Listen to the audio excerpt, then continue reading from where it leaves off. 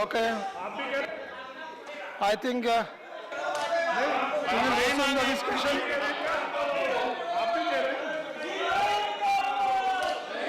शिवसेना भी बोल रही है, शिवसेना भी बोल रही है। Why not? What do you say? Let us resume the discussion.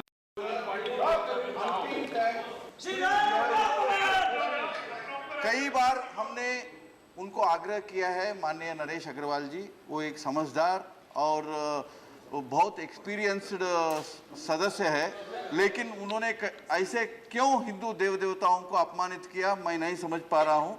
घोर अपमान किया, इसलिए उसका मैं निंदा करता हूँ। वो खड़े होकर के क्षमा याचना कर दे और वो ये कह दे उन्होंने विड्रा कर रहे, लेकिन विड्रा करना और क्षमा याचना करने में फ़र्क है, ये वो भी जानते हैं। ये कोई प्रेस्टीज का मामला नहीं, प्रेस्टीज का इश्यू नहीं है। हम भी हाउस चलाना चाहते हैं, लेकिन इस हाउस के बाहर करोड़ों में हमारे मालिक है, हमारे जनता है, 125 करोड़ जनता है। उनके जो आस्था के केंद्र है भगवान विष्णु, माँ जानकी, भगवान राम और हनुमान जी, बजरंगी जी, बजरंग बली, उनका अपमान हो चुका है सर, उनका अपमान, घोर अपमान हो चुका है। उनको माफी मांगना चाहिए। कुछ नहीं होने वाला। माननीय सभापति जी, आप चिल्लाइए। माननीय सभापति, मैं इतना ही कहना चाहता हूँ, सरकार हाउस चलाना चाहती है, लेकिन यदि हमारे मन में, यानी हमारे अग्रवाल जी के मन में इस विषय के बारे में कोई प्रतिष्ठा, कोई अहंकार नहीं होना चाहिए। वो जब विड्रा किया और आपने जब रूलिंग किया, उनको समझ में आ गया ये बहुत बड़ी गलती हो चुकी है, तो माफी मांगे। आप बोलिए। नरेश, ओके। राम गोपाल जी, प्रोफेसर राम गोपाल जी। एक ही बात के लिए दो मापदंड नहीं हो सकते।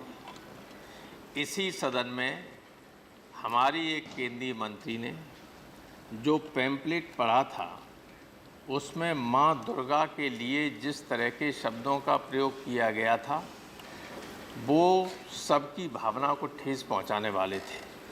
अगर उस मंत्री ने माफ़ी मांगी हो उस इशू पर, तो नरेश अग्रवाल माफ़ी मांग लेंगे। आप रिकॉर्ड देख लीजिए।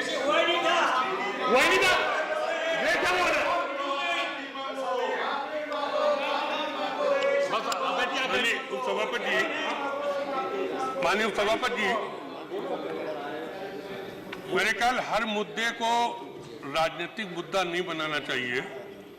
हमारे भाई अनंत कुमार जी तो बहुत समझदार हैं, आप भी समझदार है ना, संसदीय कार्य मंत्री हैं, सदन के महत्व को समझते हैं। मैंने कहा था कि किसी दीवार पे ये लिखा हुआ था, मैंने अपने आप कोट नहीं किया। दीवार पे क्या लिखा था? मेरी बात तो सुनिए। मैंने जो शब्द कहे आपने स्पंज करें। हमने कहा ठीक है, आपने स्पंज करे, हमने वापस ले लिया। हमारी भी आस्था है, हमको ऐसा नहीं आस्था आप ही की ज्यादा हमारी नहीं है। हमने भगवान राम को राजनीतिक नहीं बनाया, हमने उनको तंबू के नीचे नहीं रखा है। मैं इसी को कहता इंटॉलरेंस है, जो आपकी इंटॉलरेंस। मैं इतना कह देता हूं, चलिए मैं इतना कह देता हूं कि अगर राजनीतिक रूप से किसी की भावना को ठेस पहुंची, क्या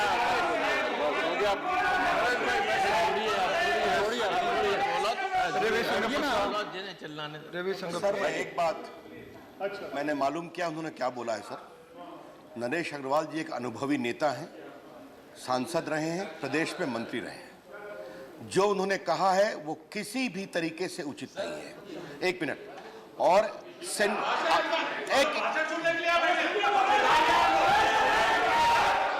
सुनिए, अरे इसको खेत प्रकट करें सर। अरे सुनिए, मैं उनका बहुत सम्मान करता हूं। अगर उन्होंने अनचाहे भी बोला है तो उनको खेद प्रकट करके मैटर को खत्म करना चाहिए, ये मैं उनसे आग्रह करूंगा। खेत तो बगल कर चुके हैं, खेत तो बगल कर चुके हैं। माननीय सभापति जी, मैंने कहा ना, ये कभी मेरी इच्छा नहीं थी मैं किसी की भावना को ठेस पहुंचाऊं। मैंने कभी ये नहीं, मेरा राजनीतिक जीवन 40 साल का हो गया, मैंने कभी किसी धर्म, किसी जात, किसी को क्षेत्रीय वार्ता को कभी मैंने आघात नहीं पहुंचाया। मैंने जिंदगी में कभी निजी किसी पे कमेंट भी नहीं किया। मैंने आज तक किसी पे व्यक्तिगत आरोप भी नहीं लगाया। लोगों ने व्यक्तिगत आरोप लगाए होंगे। 91 के चुनाव में जब हम लड़ रहे थे कांग्रेस से, उस समय लोगों ने बहुत कुछ कहा, लेकिन इसके बावजूद भी अगर लोगों को ठेस पहुंची है, मैं खेद व्यक्त करता हूं, बस खत्म। Okay,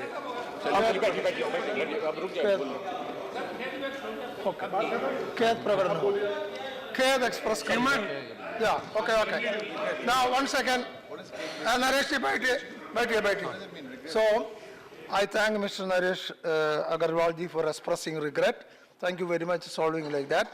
And also, BDM may kindly note, whatever is expensed by me should not be published at all, either by the print media or by the channel media. Okay. Now, yes. Now, please. मानवर, क्या कर दिया आपने? Now, please. खेद क्यों कर दिया? The point you make is well taken. You've requested the print media, you've requested the television media, but there's a whole world of social media where this has already gone out. So there's nothing can be done. I know you said it in good spirit, but there's an overall responsibility which all of us have. Yeah. Okay, that's correct. I agree with you. This is a larger issue. Removed from this matter, what Derek O'Brien has just said, if the chair has said something, that it is applicable so that passions are not inflamed to the electronic media and to the print media, the concerned authority, Cyber Control Cell, must ensure that the social media also respects the verdict. You cannot allow that social media cannot be outside the law of the country. That also has to be then told very clearly. We have authorities. They can stop them from spreading any hate, any rumor, or anything which can inflame passions. Okay. And that the chair must take cognizance. What do you say? The IT minister can say anything about this? IT minister should take care. IT minister is here. See if you can say something. He is expert. The concern which the Honourable Deputy Chairperson has articulated, I will convey to the authorities, but you must kindly take note of this thing. Today, social media is a different medium altogether. It reaches the whole world. Therefore, what Mr. Derek O'Brien has said, all of us have to collectively ensure that these kind of passions are not inflamed. Okay, thank you. Yes. Now, Sri Naresh Agarwal, please proceed. Lynching का असर क्या हुआ? हमारे MP Surendra नागर जी बैठे हैं। ये दिल्ली की अपने फार्म हाउस से गायों को अपने बुलंदशहर घर ले जाना चाहते थे। कोई तैयार नहीं हुआ कि वो गायों को लेके चला जाए दिल्ली से बुलंदशहर। उनको 2-2 थाने में इन्फॉर्म करना पड़ा। और नागर जी तो कहते हैं 12 बछड़े हम बताइए जिसको दान दे दे। 12 बछड़े दान देने को तैयार हैं कि कोई ले ले फ्री में। ये तो कह रहे, तो कहता हूँ बोले कौन किसको 12 बछड़े चाहिए? सरकार दीजिए, नागर जी देने को तैयार है। बताओ आप ले लो। श्रीमान, आज मेरे साथ चलिए, एक मिनट, आप मेरे साथ चलिए, आप ले जाने की जिम्मेवारी ले लीजिए बस। राज्यसभा में थोड़े भेजने की तो दिक्कत है, बाकी कोई दिक्कत नहीं, खिलाने की दिक्कत नहीं है, भेजने की दिक्कत है, भेजने की तो दिक्कत है।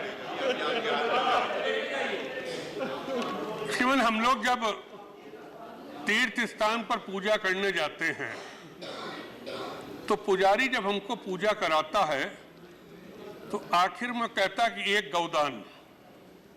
आप भी नेता सदन, आप भी गए होंगे, गौदान करता है। चलिए हम गौदान करते, बीजेपी के सारे एमपी को एक एक गाय देते हैं, आप लोग पालिए।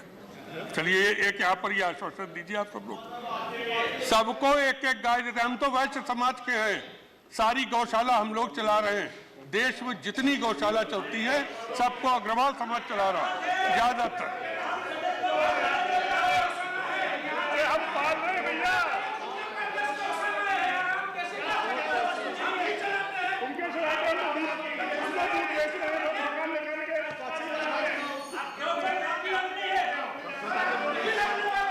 Now sit down.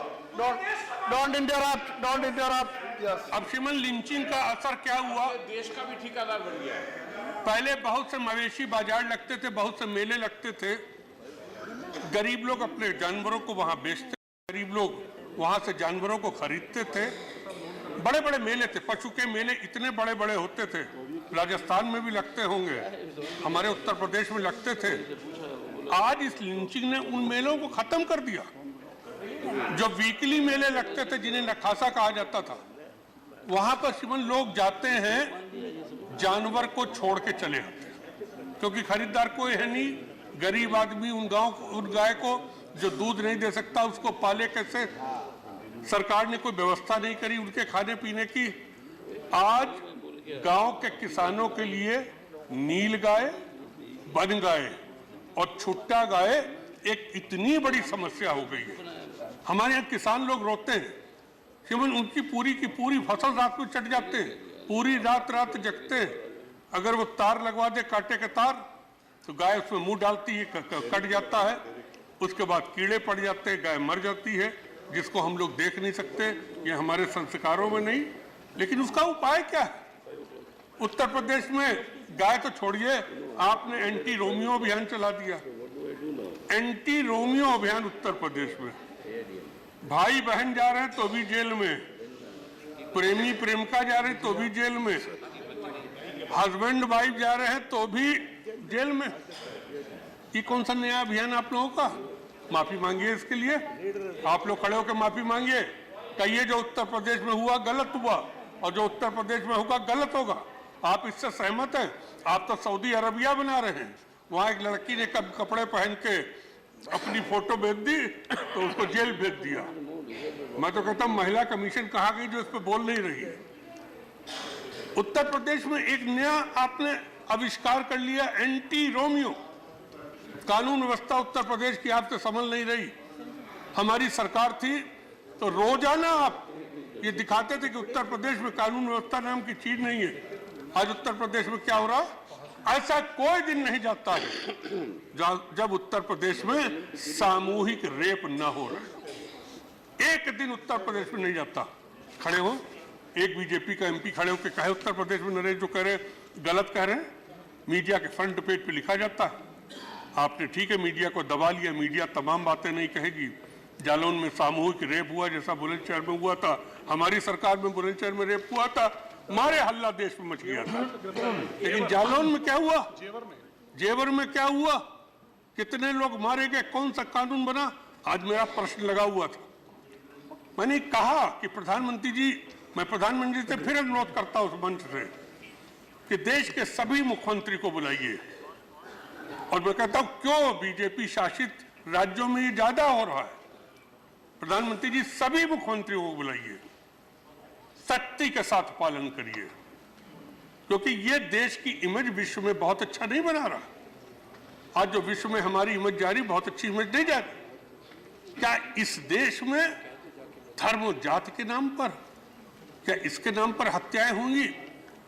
मंत्री जी बैठे हैं बेचारे, बहुत सीधे हैं, कहाँ गए वो? बैठे हुए पीछे। पहले इन्होंने कहा कि नेशनल क्राइम ब्यूरो रजिस्ट्री है, बाद में खुद बताने लगे कि कौन कौन प्रदेश में कितनी लिंचिंग में मौतें हुई। इससे तो जवाब देते हुए साफ साफ कहते ज्यादा अच्छा लगता। मैं भी मंत्री जब था, मैं तो कभी अधिकारियों की बात नहीं मानता था। वो जो लिख के आते थे मैं उसको जरूर काट देता था, और जो सही है मैं कहता लिखो, क्योंकि मैं उनको बचाने का ठेका हम लोगों ने थोड़ी ना दिया। मैं मंत्री जी आपसे कहूंगा, हिम्मत है आज डिक्लेयर करिए। ये आज संदेश जाना चाहिए कि सरकार कड़ाई से, क्योंकि प्रधानमंत्री जी बहुत बार कह चुके और प्रधानमंत्री जी के कहने के बाद बीजेपी के नेताओं ने उसके उल्टा भाषण दिया। मैंने बताया गोवा के मुख्यमंत्री जी ने क्या कहा। तो आप एक संदेश दीजिए, हम सब चाहते हैं।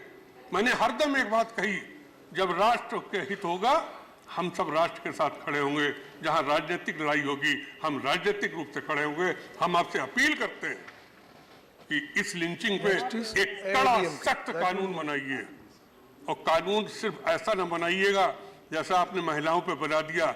आज भी महिलाओं पे अत्याचार नहीं रुक रहे हैं। मैं हरदम ये कहता हूं, कम कानून और सख्त कानून हरदम प्रभावी होते हैं, कमजोर कानून कभी प्रभावी नहीं होते हैं। इनके साथ मैं अपील करूंगा कि सरकार आज घोषणा करे, अपने जवाब में इस बात को कहे कि लिंचिंग इस देश में किसी भी कीमत पर नहीं करने दी जाएगी, और मुख्यमंत्री जो मुख्यमंत्री हैं वो अपने राज्यों में कड़ाई से इसका पालन करेंगे। बहुत बहुत धन्यवाद।